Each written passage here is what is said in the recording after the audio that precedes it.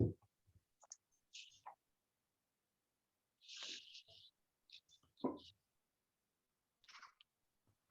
morning, everyone, and welcome to today's Wilson Pateras presentation, Selling Your Business, the Key Tips and Traps During the Preparation and Sale Process. So we thank you all for joining and sparing your time this morning. We know your time is valuable, so thank you very much.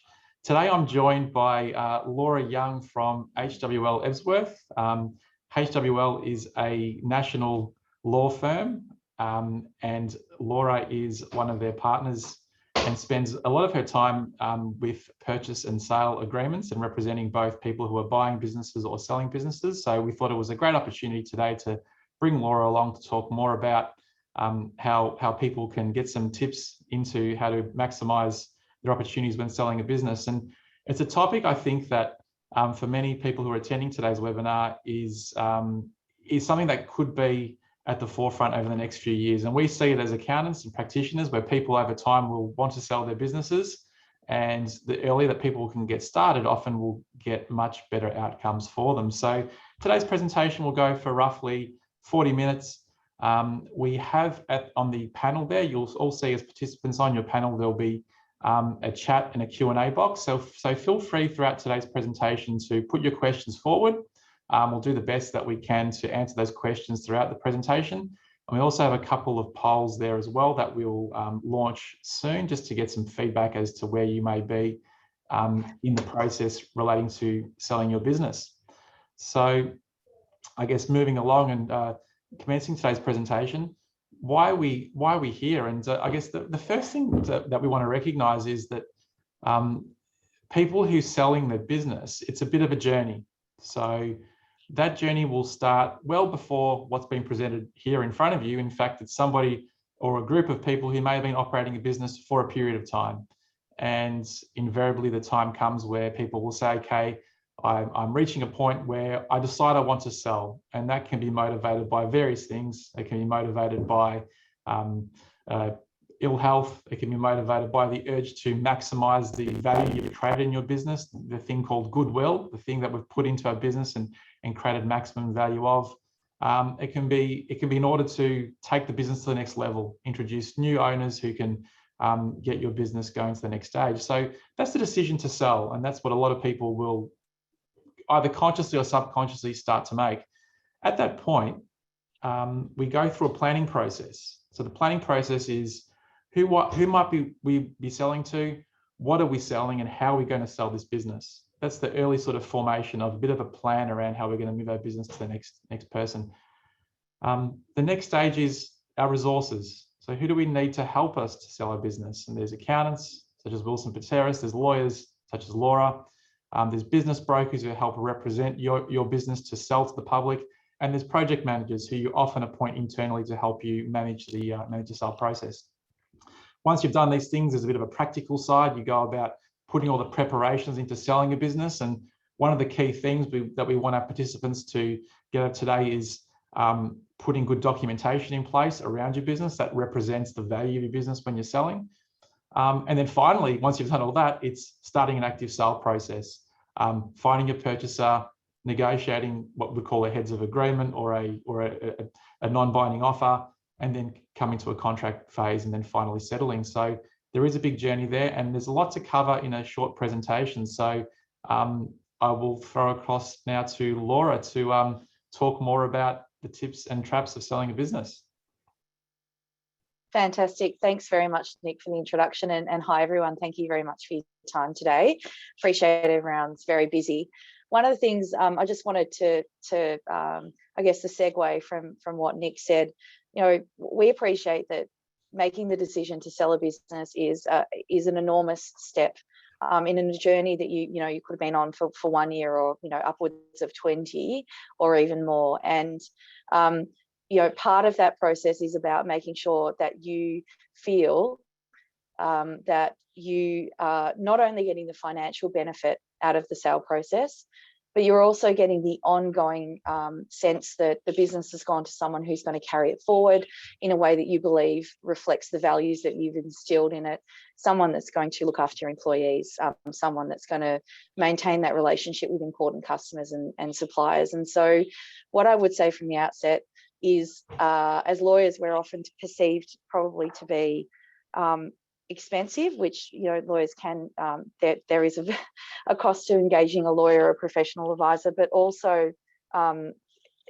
sometimes, you know, there's a perception perhaps that engaging a lawyer is actually creating additional work. And I think that actually, I look at it a different way. I think getting your professional advisors, whether it's, you know, Nick and Wilson Pateras, or a lawyer or a broker involved in the early stages of this process, which frankly can be quite a process, quite a long process, is a really sensible thing to do. And it can actually result in a much better outcome financially, but also in terms of your enjoyment of the process, because it's extremely stressful. I was saying to Nick yesterday when we were just making sure that the webinar worked, that I went through a similar process myself last year. Our firm looked to list on the ASX.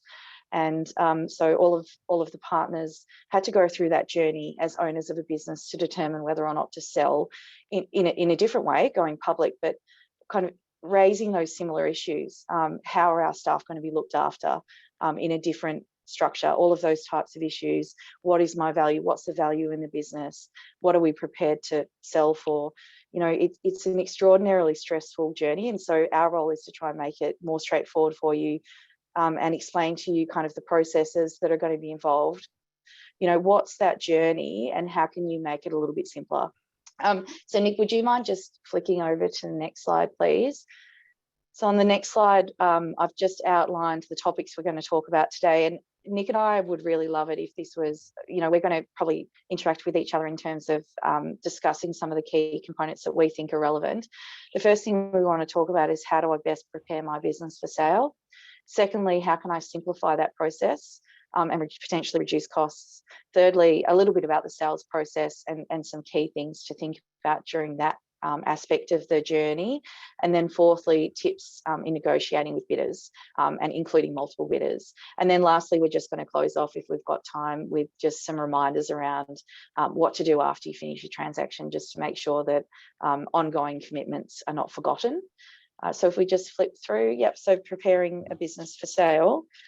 So I think the key theme that I wanted to extract from this rather dense slide in terms of the concepts that it covers are to explain the importance of the preparation process and to explain how ensuring that you engage in that preparation process will actually make the process much more straightforward once you get in, you know, bidders in and you're actually in the process of sale. But also it will likely maximize the value that you're able to get out of your business. And it's as simple as something Nick mentioned to me yesterday. He said, well, you know, if a vendor presents professionally with all of the documentation in place, with evidence of ownership of assets, even things like business names, etc., a purchaser or purchasers coming in to look at the business are going to see that value, and they're going to feel comfortable that that value is really there, that the you know, the financials on the balance sheet are actually supported by substantiated contracts and relationships which are well documented. So I think as a first step, when you engage Nick or myself, or, you know, whichever advisors you engage to assist you on this journey, you've decided that you want to sell and you're thinking, okay, where to from here? This preparation stage is absolutely fundamental. One of the first things you're going to want to do is have a chat to someone, Nick or presumably Nick, about what the structure of the transaction might look like. So if you're a small business and you own the business through a trust entity, or you've got multiple shareholders, there'll be different implications for you, particularly from a tax perspective, depending on how you actually sell. Nick, I might segue over to you if you want to just touch on a couple of those issues, and then we can keep going. Yeah, thanks, Laura. Yeah, I think to that end, what Laura's identifying, if we think about, let's say we're selling our house, most people here would probably own a home. what we know in real estate, and a lot of people have had experience of this, is that the value of that particular commodity is higher if we can present the home in a way which appears to be clean, tidy, new, professional in its appearance. And it's easy for somebody to vision moving into that property and enjoying the benefits. That'll enhance the value. A business is not much different from a property in the sense that if a business is presented in a way which is simple, clean, structured, it looks good from the outside, someone's more likely to want to pay for that asset. So part of today's presentation is conveying the message that you want to maximize value when you sell. You want to maximize value by having things look and appear and genuinely being very structured and looking professional. One of the considerations I think Laura's pointing out is the structuring of your sale. So very briefly, the way taxation will work is the sale of a business is a tax event in most circumstances, particularly to third parties. So there is a taxation. The way the taxation would generally work is the difference between your sale price and your cost of creating the business for most transactions. So think about if you sell for a price up here and it's cost you to create the business at this level, that what we call capital gain is taxable. Companies and trusts and partnerships can differ in terms of the tax that is ultimately payable on that particular transaction. So that's where it's important to talk to us around the different types of entities that you might have, because restructuring prior to sale could reduce that tax. And then finally, there's things called tax concessions or small business tax concessions, particularly for smaller businesses, that may in fact reduce your tax bills down to very small amounts or zero altogether. So they're things that need to be explored right at the outset. One of the reasons why we recommend talking about these things at the outset is so you're not disappointed. So people often sell a business with an end sale value in mind, but they have to be conscious of its post-transaction costs. So it's after your taxation costs and other costs, such as lawyers and brokers and so forth. So it sets your expectations nice and early as to what you believe you need to achieve out of a sale, so you're entering into it with the right expectation. Yeah. Thanks, Nick, for that.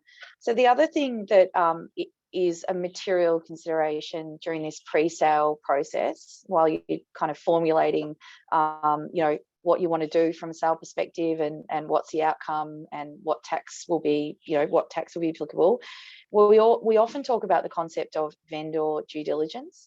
Now, vendor due diligence is essentially, and it sounds really glossy and fancy, but really it's just about getting into your business and having a think about, the neat, tidy house that Nick talked about. Well, do I have a neat, tidy house? Or do I need to do a bit of tidying up before I actually put information out to the market to sell my business? It can be as simple as looking to see whether you're a company trading as, I'm going to use an example later, Parties Are Us. So you're Laura Young Proprietary Limited trading as Parties Are Us. Well, do I have a legitimately registered business name in place, and is that registered against the vendor entity, or is that personally in my name? Am I going to have to transfer that across? It's these types of things. What am I looking to sell? Am I looking to sell my company, which without getting into too much technical detail involves the sale of shares or units, for example, so the underlying interest in the entity, or am I looking to just sell the assets out?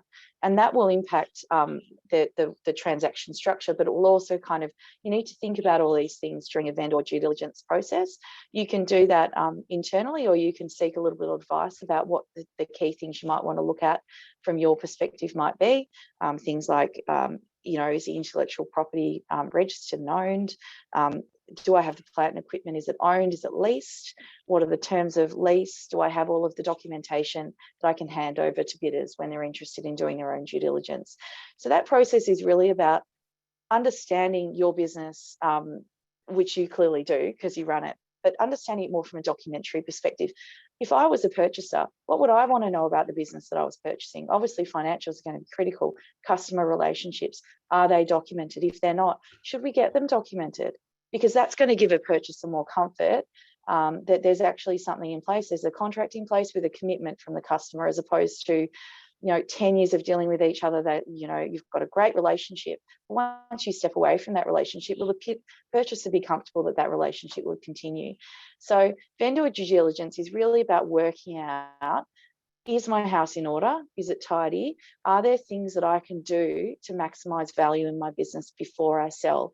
Are there things that I can do to tidy up the house so that when the purchaser comes in, they just see it as this, yeah, this is a clean, tidy business. I'm really comfortable to carry this forward. This is a no-brainer, and I'm happy to pay, premium price for it. So is it fair to say, Laura, then you'll find situations where a person will meet a purchaser, if someone's selling their business, they meet a purchaser, they agree some sort of commercial terms, and then the purchaser will go through what is called the due diligence. So for everyone who's on the Zoom, what a due diligence essentially means is the purchaser is going through a process of finding out all the specifics of this business they've now had some sort of tentative agreement on. And then through that process, the purchaser can maybe find things which they are uncomfortable with. But equally, I think the vendor probably finds the things that they're uncomfortable with as well. And what you're saying is that process, rather than relying it on being something that is done at the crunch moment, maybe the owner, the vendor, should be doing that well prior to even considering selling, asking themselves, using someone like yourself to ask themselves all the critical questions that a purchaser is going to ask them well in advance, and then remedying things that maybe need to be dealt with. Yeah, look, and often that process involves remediation, because you work out that there are gaps or deficiencies or undocumented arrangements, and it's appropriate to have those documented. So Nick and I were talking about this yesterday. We call this being business sale ready. So that process is really gearing you up to be business sale ready. And one of it, like if I can discuss an anecdote with you. I was doing a vendor due diligence for a client, and it was discovered that there was a major AFSL breach. That there was required breach notification. Now, had that come out at the point in time where the purchaser was diligencing the business, I have no doubt the purchaser would have walked away. Because they would have been quite concerned that there was an unidentified AFSL breach. Whereas the fact that you've identified that during vendor due diligence and you have remediated before the purchaser comes in, and you give the purchaser an undertaking that if there is any fallout from that you will actually indemnify them for that, that gave purchasers much comfort. And so it actually became a non-issue, whereas I have no doubt the deal would have fallen over if it was discovered by the purchaser. So it's really about working out, are there any red flags before we're actually putting the documentation and the data in front of the purchaser for the purchaser's lawyers to work out that there are red flags, in which case the purchaser is potentially going to walk away. So I think what you're describing, Laura, is that when a purchaser finds an issue in a due diligence, it then immediately sets the standard in their mind, the presumption that there's further issues, because those issues weren't brought to the table early in the process.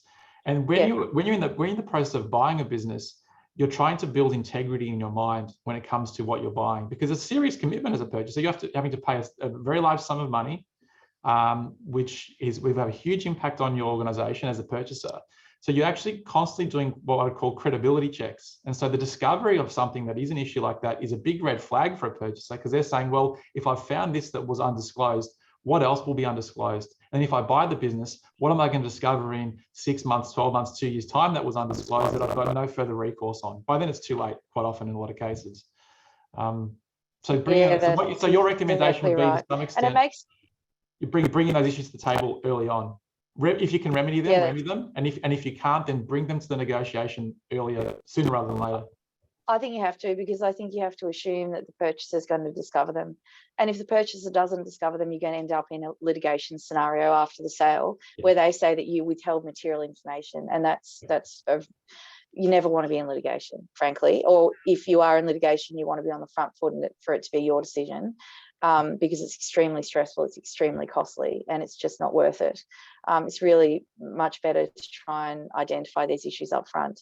And I would say, unfortunately, no matter how big or small the transaction, this process, we always recommend this process. So it's not the case, my sale is for 200,000, I'm selling my business for 200,000, therefore I don't need to worry about this. Well, unfortunately, it's possibly even more likely that issues are going to be identified during vendor due diligence in a smaller business rather than a larger one where they've got all sorts of staff members that are responsible for different areas and are managing that. So unfortunately, it's a bit of pain, but I think for long-term gain, and it can be relatively straightforward. What we can do practically is give you a vendor due diligence checklist, and it literally gives you a list of things that we think you should start thinking about. Answer the questions yourself, do a little bit of research, and then you can get your advisors involved, as and when you want. But I think it's a very worthwhile process. Right. So I am happy to. Oh, one of the other things. Yeah, sorry, Nick. I was just going to say one more thing on that slide. I think it's worth thinking up front about what you ultimately want out of the transaction, not just financially. Obviously, you're going to have kind of a base expectation, net tax, as to what you want to walk away with. But also, am I exiting because I don't want to be involved in this business and I want to move to the Caribbean islands as soon as the transaction completes? Or am I prepared to be involved in the business to assist with the transition process? Because that can be a really important factor depending on the nature of the business for the purchasers that are looking at the business. And we're going to talk a little bit later about earnouts. Earnouts are essentially arrangements in the sale document that specify that part of the purchase price that you're going to get for selling your business is going to be held back by the purchaser, and it's not going to be paid to you unless and until certain KPIs or financial milestones are met. And that gives the purchaser some comfort that their expectations and the representations made to them about the profitability of the business after they buy it, that you're kind of locked in for a period of time to try and hit those milestones. And if you do, you'll get your cash.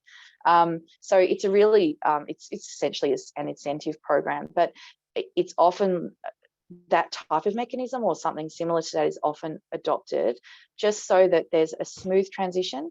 If there are customer relationships or supplier relationships that are super critical, you want the old owner that the purchaser will want you involved. They will see the value in those relationships that you have, and they will want you to be part of that journey to transition that across practically. And so it's something to just bear in mind that it might not be the case that you can take your cash and walk away. There might need to be a period of transition, and you might need to be involved in the business for a little bit of time post-transition. And I think what you're referring to there, Laura, and I've seen this a number of times with clients, is that as a purchaser, what you're buying is you're buying the reliability of a recurring revenue. And that reliability of recurring revenue, you buy a multiple of it typically when you're buying, the reliability of recurring revenue is premised on the basis that there can be continuity. So I buy a business on the 29th or 30th of June, on the 1st of July, the business is mine. And if nothing changes, in simple term, nothing changes, the continuity of revenue continues. The owner or the key people are critical to that because often they've influenced the culture of an organization, they've influenced the type of decisions that are made internally. They influence the suppliers and the customers because there often is a level of personality and personal goodwill associated with that. So it's a really key consideration you mentioned there. I think when people think of it early on, if they want to maximize value, it's not a hard and fast rule, but generally if they want to maximize value, having some sort of earnout or involvement post-sale is probably going to help them. Yeah, that's right. It's quite unusual to see businesses sold where there isn't a desire to have some kind of transition process with the old owner. Maybe in scenarios where there's a business sport which is purely IP, for example, and it's just brought in for synergy purposes or strategic purposes without that relationship side. But that's quite uncommon. So yeah, I'd say that's something to just bear in mind in terms of your thought processes in terms of how long is this journey going to take me. It is a bit of a journey in terms of preparing for sale, getting your advice piece. We're going to talk about the sale process in a minute, and that can take some time. And then also post transaction, how long will you be involved? So I think it's worth being realistic with your expectations. So the next slide that we were going to talk about is how can I simplify and reduce costs during the process from an advisory perspective. I think you can be clear with your advisors how much you want them to be involved in the process. And there are certain things in the process, at least from a legal perspective, where we can say to you, you know what, if you don't want to incur costs on these aspects, then you can do that yourself, and this is how you do it. So we can kind of look at scope to work out what you can do and what we can do. But I would say, I think bringing in advisors earlier rather than later actually usually reduce costs, because what you can do is actually scope out the journey together.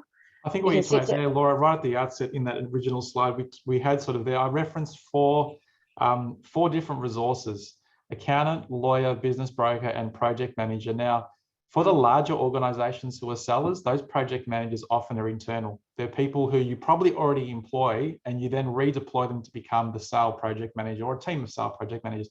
For small organizations, often there's nobody in that role other than the owner themselves. So is it fair to say then, by engaging the lawyer and accountant early, they help to supplement and sort of not become the project manager, but at least be the project guider? They can guide the owner as to what they need to do and how they need to then maybe get different resources in prior to launching for a sale.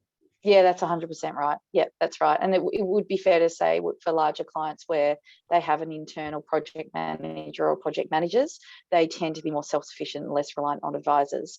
If you're the owner and running the business and, intimately involved in it, this is quite an intense process, particularly once you get up to the sale process and you're in a due diligence, and we'll talk about that in a minute.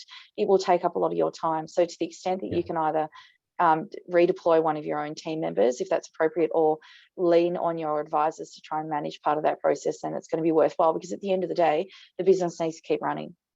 And there's absolutely no value in you dropping the ball in terms of the business continue running just because you're doing the sale process, because of course the purchasers want to see that revenue continuing to come in the door. So I think in terms of simplification and reducing costs, it sounds kind of crazy, but be upfront and transparent about your expectations, and your advisors will tell you whether or not they think that's achievable.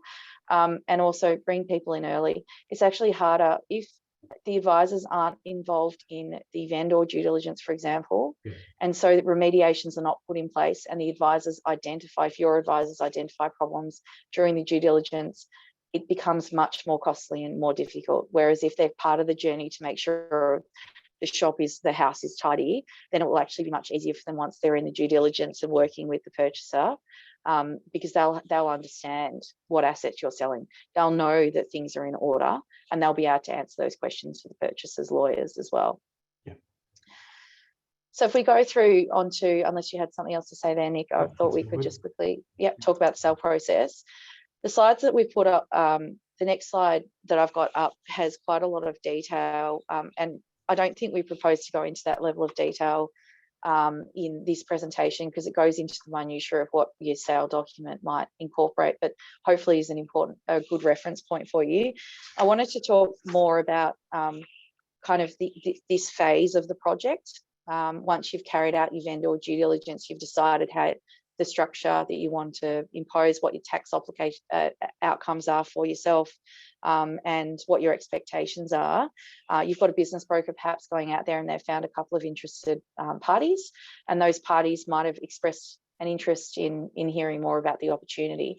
So at this point in time, what typically happens is you'll want some confidentiality arrangements put in place, because you'll just want to make sure, that any sensitive information that you discuss with them is kept confidential, particularly if you're dealing with a competitor. But in any event, I'd always say you should have a confidentiality arrangement.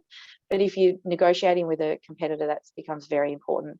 And you want to think about that. The other big kind of piece that you want to have a think about is, how are we going to present the business? Do I need some kind of document? We often call it an information memorandum, but do I need a promotional, do I need a proposal? Do I need a piece of a one-pager or a five-pager that outlines, what is the business? What are the assets? What is the revenue that's being generated? What are the financials?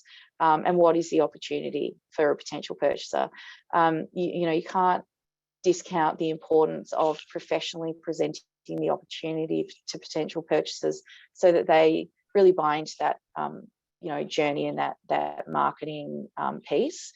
And I think from our perspective, we would typically see the client and their for example, their broker work on a document, and then the accountants and lawyers would just come in to, provide some input, and that would be the material that's presented to the purchasers for them to have to consider the opportunity, and that can be a really fantastic thing to do. Are there anything in the any things in the information memorandum that are essential from your perspective, Laura? I mean, just from the audience perspective, there's the different stages. An information memorandum gets presented. You have multiple potential purchasers, or even sometimes just one. You then do a heads of agreement or offer, and then it forms into a contract. Is Yeah. that early information? What are the things that you've seen in the past that are really important to include, and sometimes even important to exclude? Are there anything that people should know what they should be doing there? Yeah, so wearing a lawyer's hat, obviously we want to make sure that the information memorandum is not misleading. So importantly, we can't misrepresent what we're selling just because we want to make it look more attractive.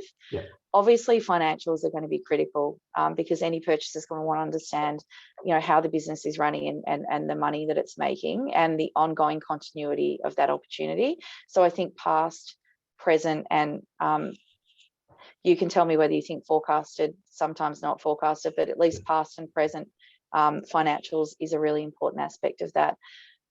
Obviously, I think it's good to bring potential purchasers on the journey of the history of the company and how it's built up to where it is now, and the key value in the business. So if your value is your staff, like it is with a business like mine, professional services, then that's the message that you want to convey, and give a little bit of detail about that. If it's plant and equipment and customers, if it's a distribution channel that you've secured from a large manufacturer, you need to bring the customer on the journey of what is the value in the business and how can they carry that forward. If you're not sure, or you are not 100%, if you don't 100% know how you want the transaction to be structured from a share sale or a business sale, an asset sale perspective, you don't need to be that specific. But if you're quite clear in your head that I want to sell the assets, not the company itself, then I think it's worth articulating that this is the opportunity that's being presented to potential purchasers. And it's also sometimes worthwhile trying to put some expectations around timeframes as well. I think from your perspective, this opportunity that, there is a desire to sell the business during this particular period of time, and people are encouraged to have a conversation if they're interested in expressing, putting expression interest in, for example. And then also just talking purchasers through, just outlining the fact that there would be a process involved if they're interested in looking to bid, and just explaining that due diligence process as well. Nick, I'm not sure if there are other things that you think you would include.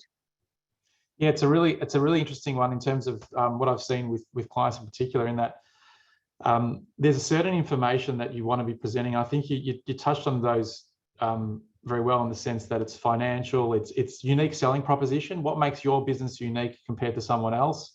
And sometimes it's not even, I think in those initial information memorandums, sometimes it's not what you say, it's how it's said, it's how it's presented. So I've sometimes received documents that you clearly not professionally done. The business might be a great business, but you look at the documents being put together, it looks a bit shabby. The businesses that have a professional document put together by someone who's clearly capable of communicating, it's a first impression that people will often get. The other thing I think that ties to that often is the first thing people do when they're buying a business, they look at the IM, then they go onto the website. They've decided to do the confidentiality by this point, but they go onto the website. So I think one of the essentials in preparing for sale is to have your website present what you're wanting to convey consistent with your IM, because that'll be the next bit that people will have a look at and say, does this look like me, or does this suit what I'm doing in my business as a purchaser? And it might actually turn some people off if even though your business might be great, that initial presentation could turn certain people off, which could be really great buyers if you're not having a consistent look and brand. It's not exactly a legal thing, but I think it's more a presentation that. No, I think that's right. I mean, it's all about. It's really marketing. I mean, it's all about, you're presenting an opportunity and you want people to be excited by the opportunity and think that they're going to generate value out of it themselves. So if it's shabby and missing key information, then that might put purchasers off. Some of the key things you got there, Laura, like for instance, you've got there things like restraints and warranties and so forth. Yeah. When are they best introduced from a seller's perspective? I mean, they're things that a seller will generally want. I mean, maybe you even just want to explain a little bit what is a warranty and what are indemnities and And at what point would they be put into a conversation? Yeah, okay. And I might answer the first question before the what are the warranties, etc. So you've got you send your IM out and a couple of purchasers come back, potential purchasers, and say they're interested. You open up the data room, what we call a data room, to them. Now, a data room can be as unsophisticated as a room in your office where you have documents available to people and they flip through them, to an electronic data room, which is usually the standard these days and can be simple or very complicated, very sophisticated, but usually you would probably pick something quite simple. But let's just explain what the due diligence process is. The due diligence process is the opportunity for the purchaser to come in and have a look at your business, and have its advisors look if there are any gaps. And if you've done your vendor due diligence well, there won't be. You'll know exactly what documents you have in place. You'll know you've got, ownership documents that you can provide to prove that you own all of the assets, that the IP is where it should be and it's registered. So you're going to present, the employment contracts are all there. They can see what they're buying. They'll be subject to confidentiality obligations, and they will come in as well as their advisors and take a look at the documents there. Now, that process of even just collating those materials can be time consuming, and so it's worthwhile during the vendor due diligence process actually putting those documents to a side, saving them into a folder so that you're actually collating all of the materials. And that what you need to do is put your hat on to think, what does a purchaser, if I was buying the business, what would I want to know? I think that's important. And then your lawyers will say, if I want to know this, and your accountants will say, I want to know that, your financial advisors, and collectively, that's what the purchaser does. So at the same time that purchasers are diligencing the business, you as a vendor will be thinking about the sale documentation, and that's where Nick's questions about warranties and stuff come in. So once a purchaser gets to the point where they look like that either they've put in an offer, a bid, or they're potentially thinking about putting in a bid, conversations might start occurring between yourself and the owner of that purchaser to say, look, there's a real opportunity here. We're interested in putting in an offer. And you might start discussing some of these things like warranties, indemnities, restraints, all of those things. And those things are going to be key features and will be in any sale document that you enter into. So without getting into too much technical detail, these are absolute fundamentals in sale documents. So as a vendor, you are going to be asked by the purchaser to provide warranties about the business. You're going to be asked to assure the purchaser that there are certain, that certain things about the business are true. So firstly, if you're selling assets, they're going to want a warranty that all of the assets will transfer to them in clear title. So they will own the assets after the transaction happens. That's a no-brainer. They'll want to know that all the information you're giving them is true, tax liabilities, or that the employees have all been paid, requirements. So there's going to be a suite of warranties that the purchaser expects. That's what those warranties contain and the indemnity regime behind it. So in terms, that's negotiating the sale process, but the underlying requirement that you're going to have to offer some basic warranties at least, I think you need to know that that's an expectation. The other thing that will be an expectation is a restraint of trade. So if you think about it from a purchaser's perspective, a purchaser is paying good value for some assets, for some employees and contracts, and probably a lot of goodwill.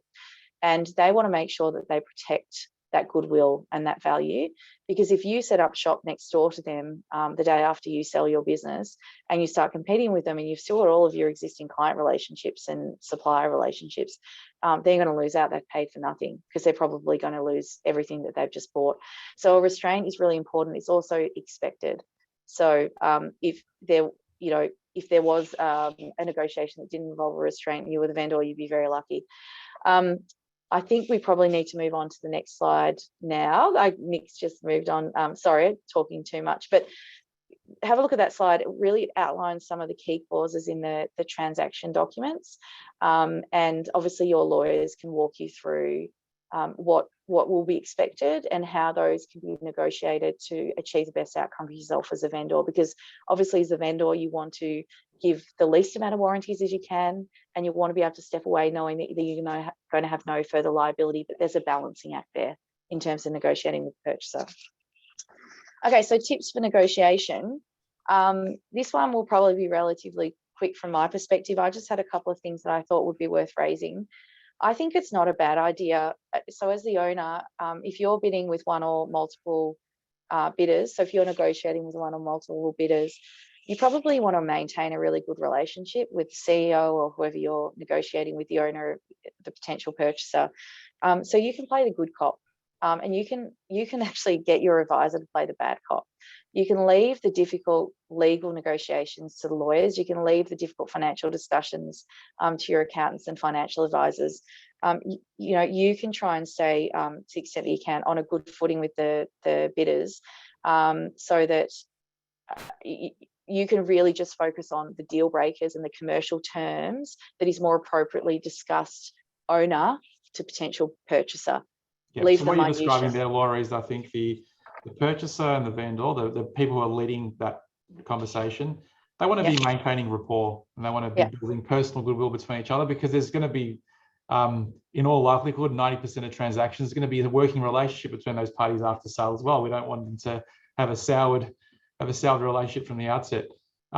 Whereas the legal counsel and the accountants, to some extent, they're not going to have a relationship with the other lawyer post-sale, so they can then deliver the difficult things. And in fact, that's what the legal people are being paid for, in large respects, is to deal with the difficult issues and negotiate through those and get the right outcome.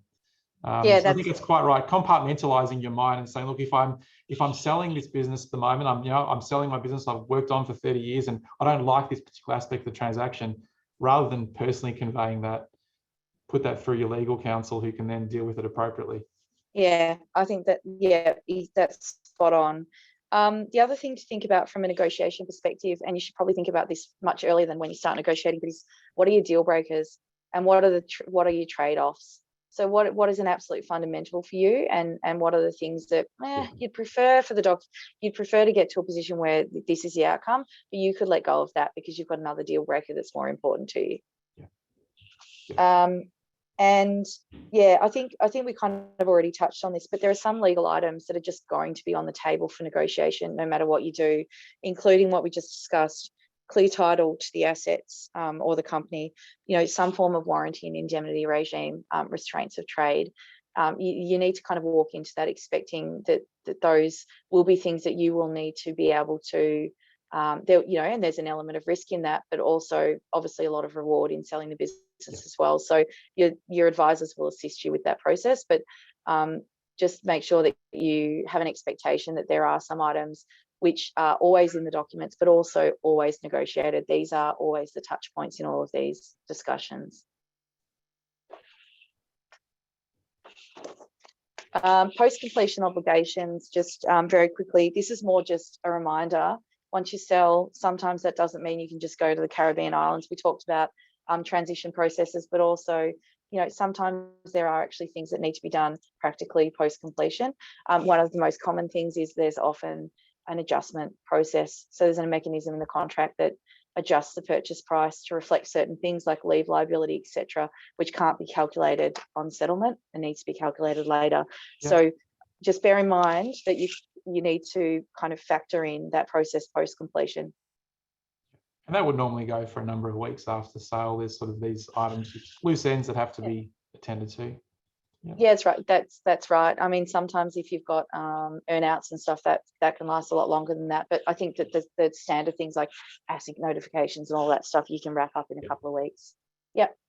And then we just had a case study. I'm conscious of time, Nick. Are we still going okay to just quickly? Yeah. So we've got a case study up on the slide. I've thought of a really creative name for a business called Parties Are Us Proprietary Limited. There's four shareholders of Parties Are Us. Was a family business with two sisters, brought in two new investors, and three of the four wished to exit the business.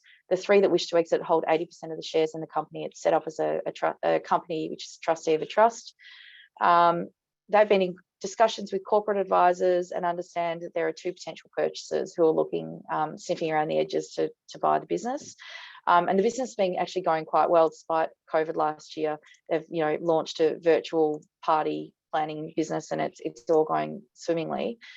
So the key assets of the business in this scenario are IP. So we've got trademarks, domain names, business names, ongoing customer contracts, such as caterers, florists, and the like, supplier arrangements, including discounts, many of those undocumented.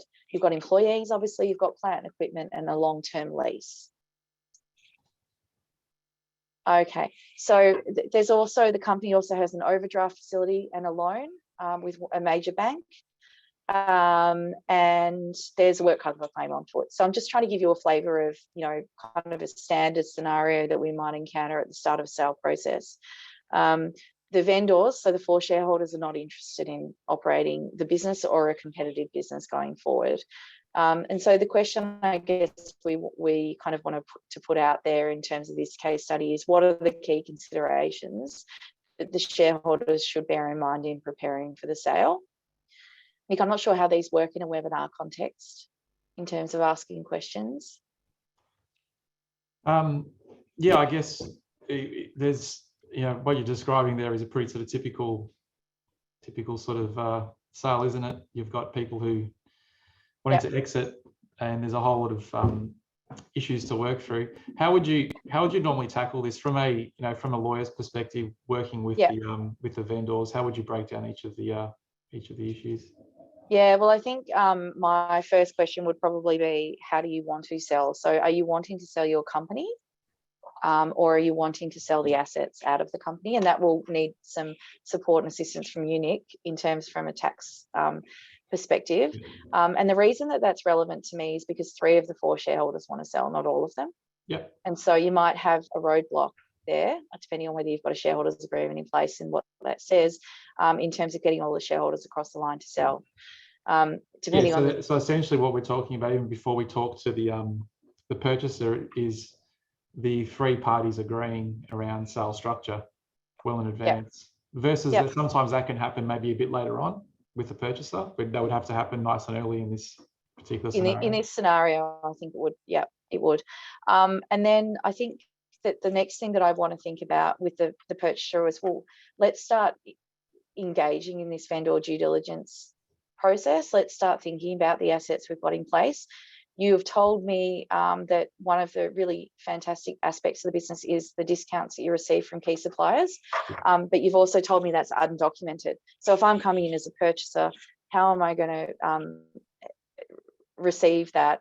Am I going to expect those arrangements to be documented? So one remediation measure we might put in place for vendor due diligence is we might actually seek to get those key supplier contracts in writing, documented in a contract with commitments on those discounts, for example. I'm going to want to think about, for example, the lease. There's a long-term lease in place. So presumably when I sell the business, I'm going to be offering for that lease to be taken over by the purchaser.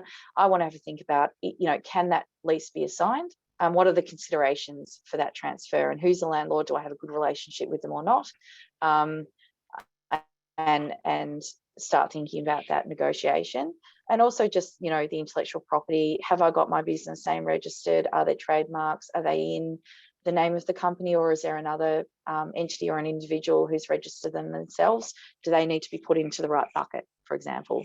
So I think that vendor due diligence process is important at that perspective. One of the other things I think that I would start thinking about from a process perspective is, you've got an overdraft facility and loan with Westpac.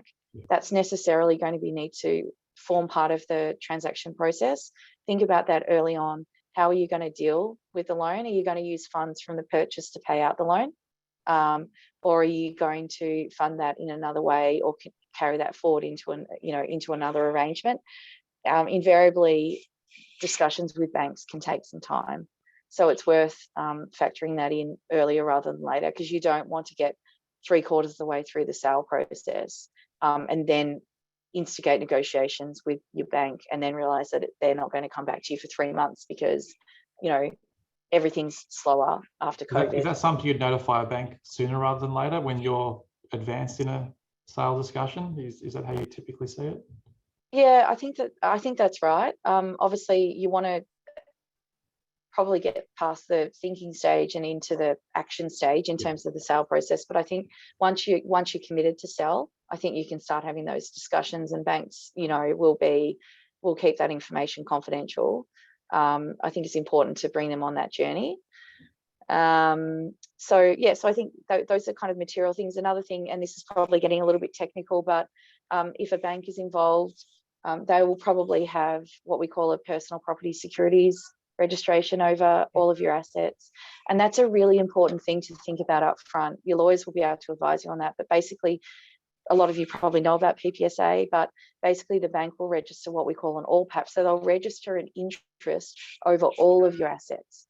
And what that means is a purchaser, when they try and buy your assets or your company, they will see that they actually don't take clear title because the bank has got an interest. This can actually take quite a lot of time over your assets. So, one of the first things I'd be doing is getting your lawyers to run a search, because there's a public register that will show us what is on the register, and we need to start tackling that as early as we can, because that can take months. Yeah, which is a really good point when it comes to clients who are financing in advance of selling. They need to get their lawyers reviewing what those documents mean. And there's an awful lot of information in those banking documents, and potentially there might be room to negotiate that they don't necessarily take as much security as they are. And that might be able to be negotiated earlier rather than later on. Yeah. So I think we're getting towards the end now, Laura, and there's probably, I think we summarised there sort of 3 high-level takeaways from today's presentation. I guess the first thing that I've gathered in my own personal experience, and even working closely with Laura, is to start the process early. As we've described, there's an awfully large amount of things involved and things to think about when selling a business. So starting sooner rather than later, because your intentions are going to change too. Sometimes you might start out with a particular view. I'm going to sell my business and retire 2 years after selling, and that might change. It might be I want to sell my business and retire 5 years after selling. They're things that evolve, and the earlier you think about it, the chances are you'll have a much more appropriate outcome for what you're looking to do. The second thing there for me is to recognise who the experts are. I think sometimes clients can be, how do I put it? I don't think not that they don't respect what the professionals can do, maybe not necessarily intimidated, but they find it difficult to perhaps deal with accountants and lawyers. We do talk about a lot of technical stuff, so that can make it a bit scary for people. But I think treat your lawyer and accountant as your ally, as the people who are going to help you through the journey. If you're not comfortable with the person that you're dealing with, by all means, I think it's an opportunity to reassess whether your accountant or lawyer is the right person, that individual, because you're going to be working closely with them during a sale journey. Business brokers are also important. I've perhaps seen business brokers that there's really good ones that represent a business and ones that maybe not so much. So do some work around that. Get the right business broker on board. And project manager, I think people should recognize that sometimes those resources probably won't sit in their business. Sometimes they're going to need to employ people in advance of wanting to sell. And then the final thing is just presenting your business in a way that people will want to buy it, and put yourself in the shoes of a purchaser and think of all the things that they're going to want to see and put those things in place. Always remembering that people are buying the continuity of your revenue and the continuity of your profit. So what can you do to shore up and present that continuity of revenue and profit? And I agree with all of that, Nick. And I was just going to say, in terms of the experts, it's really hard to work out who to use. Like, you might not know which business broker to use. For example, reach out to Nick or myself or whoever your relationship is with, and ask the question, because often advisors know advisors, if that makes sense. And so they have people that they work with every day and who they think will be able to service, different clients. They'll have an advisor, they'll bring in a particular advisor that might do, major commercial transactions, but that's not appropriate. So let's bring it to, this is a manufacturing business. This advisor is spot on. They've got a really good network of contacts. Let's bring them in as a business broker. And it's one of the things I appreciated working with HWL Ebsworth over a long period of time is that while someone like yourself might be a first point of contact, you'll bring in other experts within the company who can deal with particular areas, whether it's an employment issue, whether it's a litigation issue, whatever it is, you'll bring in the right person to deal with the right area. And that's really important as well. So if there's any questions, please feel free, anyone, to put that in the chat box, but we can quickly answer those. But otherwise, if not, thank you very much, Laura, for today's presentation. Very much appreciated. Your insights are incredibly valuable, and anyone who has any questions post this session, please feel free to contact Laura directly. We'll be sharing her details to all the attendees and the slides as well. So I'm sure that today might have provoked more thoughts than answers for a lot of you, and that's understood. We do have one question from Steve. So thanks for your question, Steve. The question from Steve is, how do you value your business? And a question of valuation is an interesting one, somewhat complex one. Valuation ultimately is what the market is perceiving its worth. And that's why I kept using the word perceive and market and presentation, because the value of any commodity, including a business, is what someone perceives its worth. So in terms of going back to how you value a business, there are methodologies that try and create some science to this perceived value. So valuations are often what we call multiples of earnings. So as accountants or finance people, we'll take what we think is a profit, we'll do what's called normalization, we'll adjust out things like salaries that are not at market rate, etc., and come up with what we think is a sustainable earnings. And then often it's a multiple of that earnings. That's a general test. Some industries, it might be 2 times that earnings, 3 times, 4 times. Listed companies, it's even higher because it's a very broad market. There's lots of buyers in that particular listed company space. So that's how you would value your business. The strength of that multiple number is often tied back to that continuity. So you as a business owner, how much do you influence that recurring revenue? If you were to be gone tomorrow, would that recurring revenue drop? Because that would influence the multiple. So these are all things that when you're self-valuing, you're going to want to think about before you even present for sale. So I know it's a little bit subjective, but that's a general sort of formula that people would use out there in the marketplace. The other formula actually is your actual revenue, recurring multiples of your revenue itself. Is it 1 times, 1.5 times? That's probably more industry specific versus the other way, which I just described. And Laura, probably in your experience during due diligence, people will try and find reasons to argue as a purchaser why it's less, and the seller can argue why it's more. Yeah, they're finding those factors. That's right. A non-binding indicative offer, basically a non-binding offer might be put up front at a particular multiple, and then the purchaser might try and backtrack from that when if they discover holes during the due diligence and say, well, I simply can't value it at that anymore because of these issues that I'm going to need to remediate myself. And in some senses, the non-binding indicative offer stage is almost the stage where the purchaser and seller are somewhat comfortable with the commercial terms, but it almost means that they like each other. They want to deal with each other. That's almost all it really means at that point, because then that's when the real negotiation sort of kicks in after that, when we start looking at contracts. Yep, I think that's right. Excellent.